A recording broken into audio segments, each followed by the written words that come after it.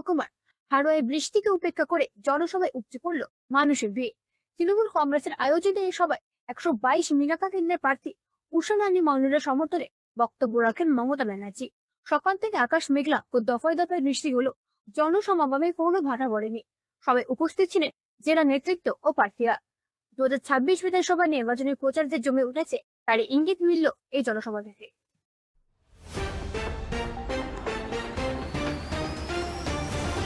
উত্তর 24 পরগনা জেলার বসিরহাট মহকুমার বসিরহাট সাংগঠনিক জেলা তৃণমূল কংগ্রেসের আয়োজনে 122 মিনাকা বিধানসভা কেন্দ্রের তৃণমূল প্রার্থী উষা রানী মণ্ডলের সমর্থনে হারোয়া ব্রিজ সংলগ্ন সার্কাস ময়দানে অনুষ্ঠিত হল তৃণমূল নেত্রীর নির্বাচনী জনসভা। সকাল থেকে আকাশের মুখ ভার, এমনকি কয়েক পশলা বৃষ্টিও হয়, কিন্তু সেই বৃষ্টিকে একটুও ভাটা পড়েনি মমতার নির্বাচনী জনসভায়। অর্থাৎ বৃষ্টিকে উপেক্ষা করে তৃণমূল নেত্রী মমতা বন্দ্যোপাধ্যায়ের জনসভায় মানুষের উপস্থিতি ছিল চোখে পড়ার মতো। 2026-এর বিধানসভা নির্বাচনের প্রচার পর্ব রীতিমতো জমে উঠেছে হারোয়া থেকে। নির্বাচনী জনসভায় উপস্থিত ছিলেন সর্বভারতীয় তৃণমূল নেত্রী মমতা বন্দ্যোপাধ্যায়, বসিরহাট সাংগঠনিক জেলা তৃণমূল কংগ্রেসের সভাপতি বুরহানুল মুকাদ্দিম, 122 মিনহাকা বিধানসভা কেন্দ্রের তৃণমূল প্রার্থী উষা রানী মণ্ডল, 121 হারোয়া বিধানসভা কেন্দ্রের তৃণমূল কংগ্রেসের প্রার্থী মুফতি আব্দুল মতিন সাহেব সহ তৃণমূল কংগ্রেস জেলা নেতৃত্ব।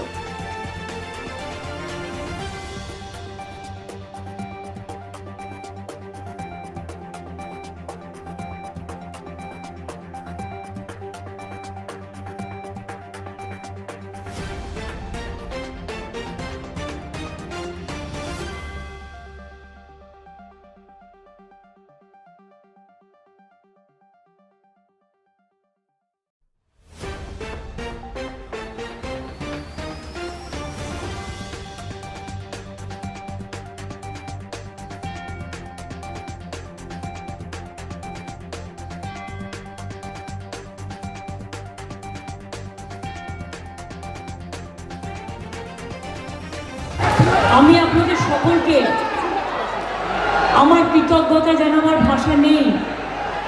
এত ঝড়ে জলে মাঠে জল জমে আছে, চারিদিকে জলে জলে জলে থই থই, তার মধ্যে আপনারা এত মানুষ মিনাখা হারোয়া থেকে শুরু করে একেবারে আপনারা হিঙ্গলগঞ্জ থেকে শুরু করে সব জায়গার মানুষ যেভাবে আজকে মিটিংয়ে এসছেন, আপনাদের কাছে আমার অনেক নমস্কার, মা বোনদের অনেক প্রণাম, অনেক সালাম, অনেক জোহার, অনেক ছাত্র যৌবনকে অভিনন্দন। ওই এটাকে একটু সরাও, ওরা দেখতে পাচ্ছে না, এইটাকে প্যান্ডেলটাকে, হ্যাঁ এই টুকটাকে একটু স্ট্রং করে বেঁধে দাও। হ্যাঁ,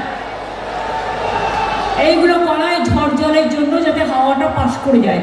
ভালো থাকবেন সবাই, সুস্থ থাকবেন। আমি প্রথমে আমাদের এখানে বারাসাত সাংগঠনিক জেলার প্রেসিডেন্ট আছেন শরৎ ব্যানার্জি, আমার প্রিয় ভাই খালেক, আমার প্রিয় প্রার্থী, বিশেষ করে লিটন আছে এখানে, তুমি তো কন্টেস্ট করছো, বারাসাত বুরহানুল মুকাদ্দিম সভাপতি বসিরহাট সাংগঠনিক জেলা, বসিরহাট দুটো দেখে নেবে, উত্তর দক্ষিণ, আমি বসিরহাটে যাচ্ছি। উষা রানী মণ্ডল আমাদের সবার প্রার্থী, এদিকে তাই সব ক্যান্ডিডেট, এদিকে সব মোহাম্মদ আব্দুল মতিন সাহেব, এসকে রাবিউল ইসলাম এসছে, প্রার্থী এসছে। আমরা সবাই আমাদের তৃণমূল কংগ্রেসকে জোড়াফুলকে ভোট দেওয়ার জন্য সবাইকে আবেদন জানাচ্ছি।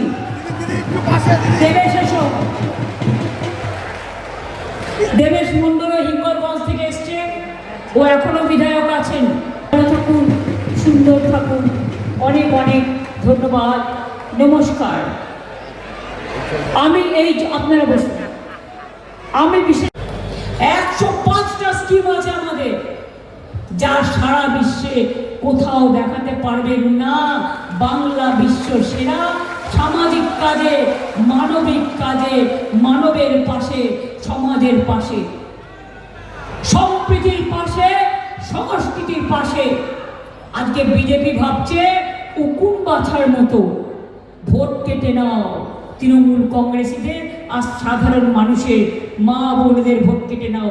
ওরা মহিলা বিরোধী, ওরা কিষাণ বিরোধী, ওরা শ্রমিক বিরোধী, ওরা ভাই বোনদের বিরোধী, ওরা ছাত্র বিরোধী, ওরা যুব বিরোধী, ওরা সংখ্যালঘু বিরোধী, ওরা তপশিলি বিরোধী, ওরা আদিবাসী বিরোধী। ওরা মানুষকে মানুষ বলে মনে করে না, গায়ের জোরে বাংলা দখল করতে চায়। বিজেপি রাজ্যে গেলে বাংলা ভাষায় কথা বললে তার উপর অত্যাচার করে। বিজেপি রাজ্যে মাছ খাওয়া যাবে না, মাংস খাওয়া যাবে না, ডিম খাওয়া যাবে না, সব করে দিয়েছে বন্ধ। আর এখানে টেলিপ্রম্পটারে পড়ে আমোদি প্রমোদি ভাই বলে আমি সোনার বাংলা গড়ব। বাংলা ভাষী কথা বললে তাকে মারা হয়, তার উপর অত্যাচার করা হয়। আর ওই সোনার বাংলা কি করে গড়বে? কানে শুনতে পাচ্ছেন না? বাংলা ভাষা বাংলা বিরোধী। আমরা তো কোনো ভাষা বিরোধী নই, আমরা সবাইকে সম্মান দিই। আপনারা বাংলাকে অসম্মান করবেন আর জোর করে বাংলা দখল করবেন, মনে রাখবেন বদলা হবে ভোটের দিনে গণতান্ত্রিকভাবে। প্রত্যেকটা মানুষ যারা আগেও অন্য দলকে ভোট দিয়েছেন এবার দেবেন না। যদি ডিম খেতে হয়, যদি মাছ খেতে হয়, যদি মাংস খেতে হয়, যদি ছানা খেতে হয়, যদি সেদ্ধ ভাতও খেতে হয়, যার যা ইচ্ছে খাবেন, যার যা ইচ্ছে পড়বেন, যার যা ইচ্ছে ভাষায় কথা বলবেন। কিন্তু মনে রাখবেন বিজেপি চায় না এই যে মাছের ভেড়িতে মাছ চাষ করছেন, তো আগামী দিন কি খাবেন? সব বন্ধ। তার মানে আমার মাথা খাবে না আমি কারো মাথা খাবো? এটা কখনো হতে পারে? এটা কখনো হতে পারে না। তাই জেনে রাখবেন কোটি কোটি টাকা দিয়ে প্রচার চলছে। ফোনে ফোনে বলছে রেকর্ড করা টেপ, ভোট দিন ভোট দিন। একটা ভোটে যদি বিজেপিকে ভুল করে দিয়েছেন তাহলে কিন্তু আপনার ঠিকানা চলে যাবে, আপনার অস্তিত্ব চলে যাবে, আপনার সম্মান চলে যাবে, আপনার ধর্ম চলে যাবে, আপনার কর্ম চলে যাবে, আপনার বর্ণ চলে যাবে, আপনার জাতি চলে যাবে, বাংলা চলে যাবে। বাংলার যদি সম্মানের সাথে বাঁচতে চান আগামী দিনের ভোটটা মনে রাখবেন। গণতন্ত্রে লড়াই করতে করতে আমি যদি একজন যোদ্ধা হই, মা বোনেরা আমার সহযোদ্ধা, আর ভাইয়েরা মা বোনেদের পাহাড়দার। এটা মাথায় রাখবেন। বর্ডার এরিয়াতে অনেক ফোর্স আসছে, সবাই খারাপের কথা আমি বলবো না, কিন্তু বিজেপি শেখাচ্ছে যাতে কেউ ভোট দিতে বেরোতে না পারে তাকে আটকে দাও। মাথায় রাখবেন রথযাত্রার দিন ঝাড়ু দিয়ে রাস্তা পরিষ্কার করা হয়। প্রত্যেক বাড়িতে একটা করে খিলের ঝাড়ু রাখবেন মা বোনেরা, ঘর পরিষ্কার করবেন।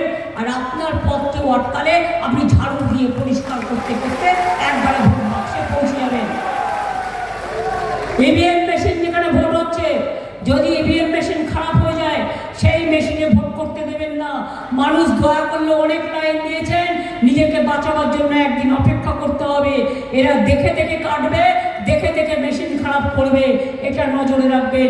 নতুন মেশিন আসলে পুরো 1 থেকে 1000 টেস্ট করে নেবেন আর প্রত্যেকটা পার্টিকে বোতাম টিপে টিপে ভোট দেবেন, যাতে দেখবেন সেই ভোটটা সেই জায়গায় পড়ছে কিনা।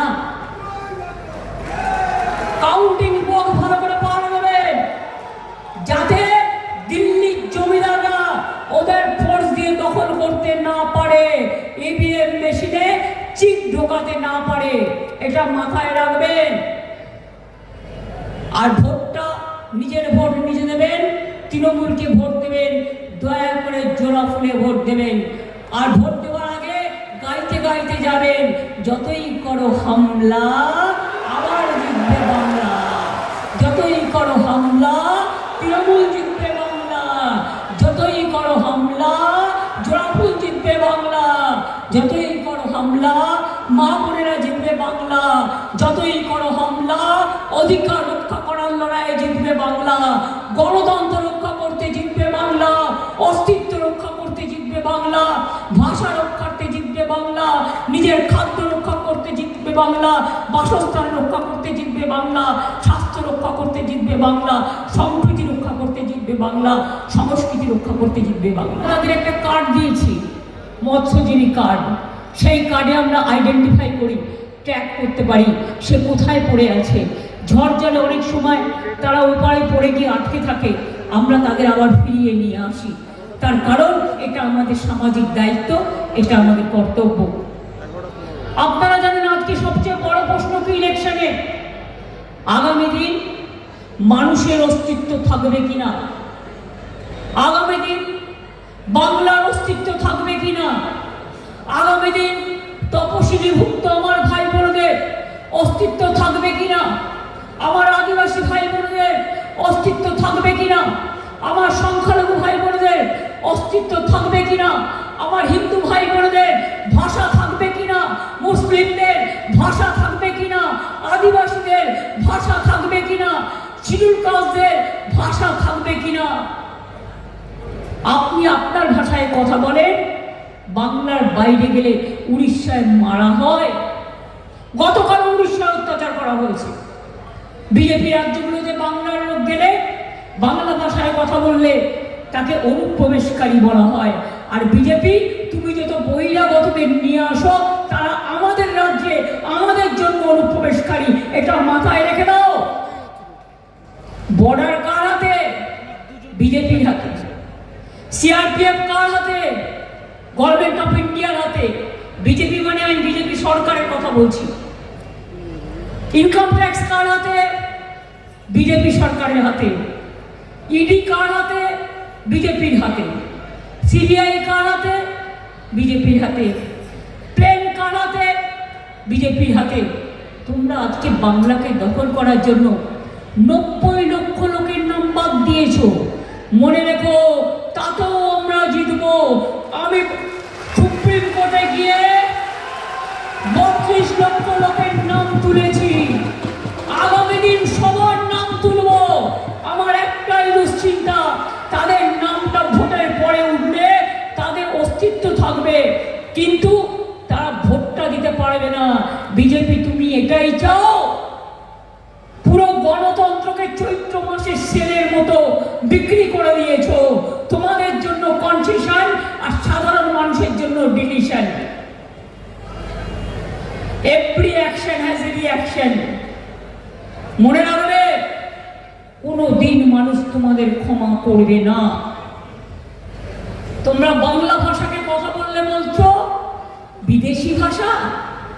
যে বাংলা আন্দোলন করেছে, স্বাধীনতার জন্ম দিয়েছে, তোমরা নেতাজি সুভাষচন্দ্রকে বলছো ভারত বিদ্বেষী। তোমরা নজরুলকে বলছো কমিউনাল, যিনি নজরুল ইসলাম শ্যামা সঙ্গীত রচনা করেছেন।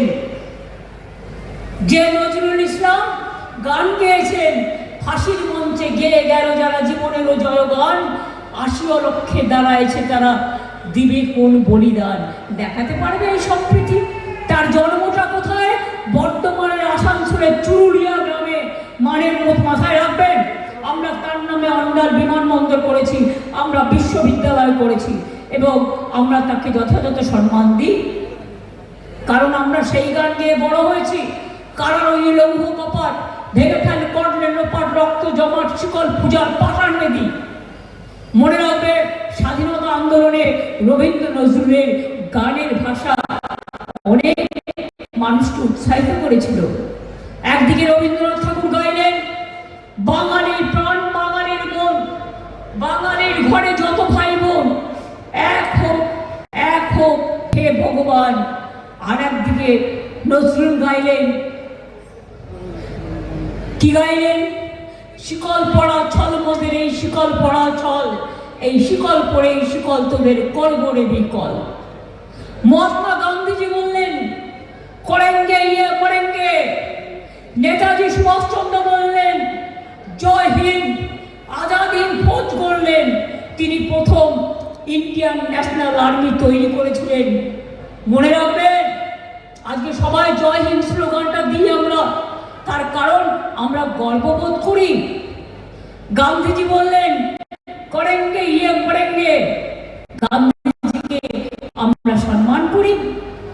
বাবা সাহেব আম্বেদকর সংবিধান তৈরি করলেন, আজকে তাকে সংবিধান তৈরি করতে ড্রাফটিং কমিটির চেয়ারম্যান হিসেবে যখন তিনি সংবিধান রচনা করে, তাকে যিনি সবচেয়ে বেশি সাহায্য করেছিলেন তার নামটাও ভোটার লিস্ট থেকে বাদ দিয়ে দিয়েছেন আপনারা। রবীন্দ্রনাথ ঠাকুরকে বলছেন রবীন্দ্রনাথ সান্যাল, বঙ্কিমচন্দ্র চট্টোপাধ্যায়কে বলছেন বঙ্কিমদা, রাজা রামমোহন রায়কে অসম্মান করলেন, ঈশ্বরচন্দ্র বিদ্যাসাগরকে অসম্মান করলেন, বাবা সাহেব আম্বেদকরের কনস্টিটিউশন ধ্বংস করে দিচ্ছেন, আজকে দেশকে শেষ করে দিয়েছেন বিজেপি। ইলেকশন আসলেই ক্যাশ, আর ইলেকশনের পরে গ্যাস, মানে গ্যাস ভ্যালু, গ্যাস আর পাবেন না। আর এখন যারা 500 টাকা ক্যাশ দিয়ে মিছিল করছে আর মিটিংয়ে নিয়ে যাচ্ছে, তাদের বলি না, ওটা দিয়ে আপনার চলবে না। আর একটা চালাকি করছে, বাড়িতে বাড়িতে গিয়ে এজেন্সি দিয়ে, যদি আমার নাম করে কেউ বলে, পশ্চিমবঙ্গ সরকারের নাম করে গিয়েও বলে আপনার ব্যাংকের অ্যাকাউন্টে দিন, অ্যাকাউন্ট নাম্বারটা টাকা ঢোকাবো, খবরদার ভুলেও করবেন না, তাহলে আপনার যেটুকু আছে তাও চলে যাবে। আর যদি বলে নতুন অ্যাকাউন্ট করুন, কালো টাকা ঢোকাবে, তারপরে ইডিকে দিয়ে, সিবিআইকে দিয়ে, ইনকাম ট্যাক্সকে দিয়ে আপনাকে রেড করবে। এটা ওদের চিরকালের পলিসি, আমাদের এটা নয়। আমরা চিরকাল, মানুষ আগে মেয়েরা পড়াশোনা করতে পারতো না, স্কুলে যেতে পারতো না, তাদের ছোটবেলায় বিয়ে হয়ে যেত, বাবা মারা চিন্তা করতো আমার মেয়েটার কি হবে, আমার ছেলেটার কি হবে। আজকে পড়াশোনা করতে তাদের চিন্তা নেই। কন্যাশ্রী আছে, স্কুল কলেজ ইউনিভার্সিটি, সংখ্যালঘুদের জন্য ঐক্যশ্রী আছে, 4 কোটির ওপর লোক ঐক্যশ্রী পেয়েছে, সেন্ট্রাল গভর্নমেন্ট টাকা বন্ধ করে দিয়েছে। তপশিলি আদিবাসীদের জন্য শিক্ষাশ্রী আছে, ওবিসিদের জন্য মেধাশ্রী আছে, জেনারেল কাস্ট যাতে উচ্চ শিক্ষায় পড়াশোনা করতে পারে সবার জন্য 10 লাখ টাকা করে স্মার্ট কার্ড করা আছে, মনে রাখবেন। এবং এটাও মনে রাখবেন, তাদের জন্য Swami Vivekananda merits cum scholarship programme আছে। একটা মানুষ মারা গেলেও যদি তার শবদেহকে সম্মান জানানো, শেষ সম্মান জানানোর টাকা না থাকে, তার জন্য সমব্যথী প্রকল্প করে দিয়েছি। সে অ্যাপ্লাই করলে 2000 টাকা করে পাবে, তার শেষ শ্রদ্ধা জানানো তার পরিবারের আপনজনকে, সেটাও আছে। একটা মেয়ে বিয়ে দিতে না পারলে 25,000 টাকা সরকার দেয়, রূপশ্রী প্রকল্প। আগের বার বলেছিলাম স্বাস্থ্যসাথী করব, করেছি কি করিনি? স্বাস্থ্যসাথীর টাকা পান মা বোনদের, হেড অফ দ্য ফ্যামিলি 5 লক্ষ টাকা করে। আমরা প্রায় 9 কোটি মানুষকে সংযুক্ত করেছি। এর মধ্যে সরকারি কর্মচারীদের স্বাস্থ্য স্কিম আলাদা আছে, 25% দিয়ে সরকারি কর্মচারীরা পেয়েছে, শিক্ষক শিক্ষিকারাও পাবে। বলুন, ক্লাস 9-এ উঠলে ছেলে মেয়েরা বিনা পয়সায় সরকারি স্কুল কলেজে সাইকেল পায় কি পায় না? ক্লাস 11-এ উঠলে 10,000 টাকা তার ব্যাংক অ্যাকাউন্টে জমা হয় কি হয় না স্মার্ট কার্ড, স্মার্টফোন কেনবার জন্য? ICDS আসার মেয়েদেরও স্মার্টফোন কিনে দিয়েছি, টাকা দিয়েছি। সেই রকম মনে রাখবেন, কৃষকদের জন্য কৃষক বন্ধু আছে, 10,000 টাকা পায়। যাদের 1 কাঠা জমিও আছে 4,000 টাকা বছরে পায়। এখন ক্ষেত মজদুরদের যুক্ত করেছি, তারাও 4,000 টাকা করে পাবে।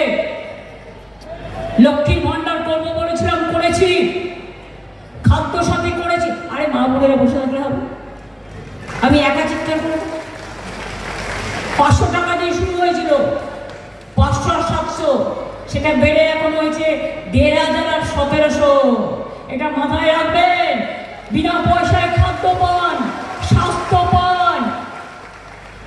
যুবসাথী করে দিয়েছি। যারা বাকি আছেন তারাও আগামী দিন পাবেন। মনে রাখবেন, আপনাদের জীবিকা সন্ধান করে দেওয়ার দায়িত্ব আমাদের। এটা পকেট খরচা।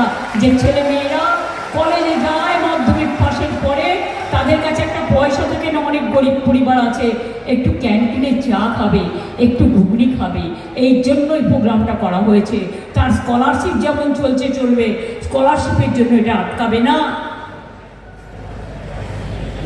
আগামী দিনের জন্য বলে রাখি, যুব সাথীদের জীবিকার সন্ধান আমরা করে দেব।